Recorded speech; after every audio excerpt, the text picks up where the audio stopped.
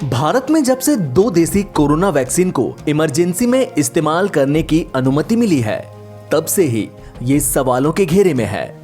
पहले देसी corona vaccine Covaxin और कोविशील्ड को भारत में सीमित उपयोग की मंजूरी पर कांग्रेस पार्टी के एक धड़े की तरफ से सवाल उठाए गए, लेकिन अब कुछ विशेषज्ञ भी मंजूरी की प्रक्रिया को अपारदर्शी बताते हुए दोनों टीकों के क्लिनिकल ट्रायल के डेटा सार्वजनिक करने की मांग कर रहे हैं। इनका कहना है कि भारत बायोटेक और एस्ट्राजेनेका के कोवैक्सीन और कोविशील्ड के क्लिनिकल ट्रायल में प्राप्त डेटा को सार्वजनिक किया जाना चाहिए ताकि उनका स्वतंत्र आकलन किया जा सके।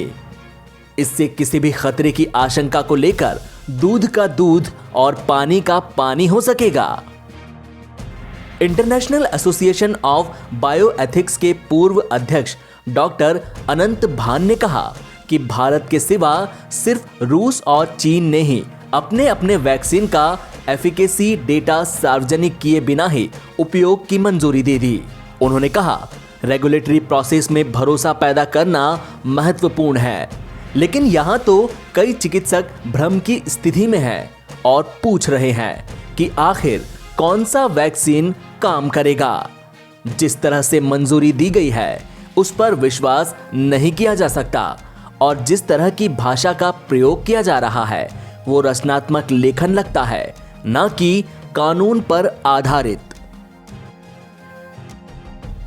भारतीय औषधि महानियंत्रक यानी डीसीजीआई के प्रेस कॉन्फ्रेंस में जिन जानकारियों के सामने आने की अपेक्षा की गई थी वो नहीं दी गई और सवाल पूछने की भी अनुमति नहीं दी गई। All India drug action network की मालिनी आइसोला ने कहा कि दोनों कोरोना वैक्सीन को मंजूरी देने के मामले में ये नहीं बताया गया कि डीसीजीआई ने कानून के किस विशेष प्रावधान के तहत सीमित आपातकालीन उपयोग की मंजूरी दी है। साथ ही किन शर्तों पर यह मंजूरी दी गई इसका भी कोई जिक्र नहीं है। AIDAN ने बयान जारी कर डीसीजीआई से उन सभी आंकड़ों और विश्लेषणों को सार्वजनिक करने की मांग की है जिनके आधार पर कोवैक्सीन और कोविशील्ड को सीमित उपयोग की मंजूरी दी गई है। संस्था का कहना है कि डेटा सार्वजनिक हो जाने पर उसकी स्वतंत्र रूप से पुष्टि की जा सकती है। NBT ऑनलाइन की रिपोर्ट।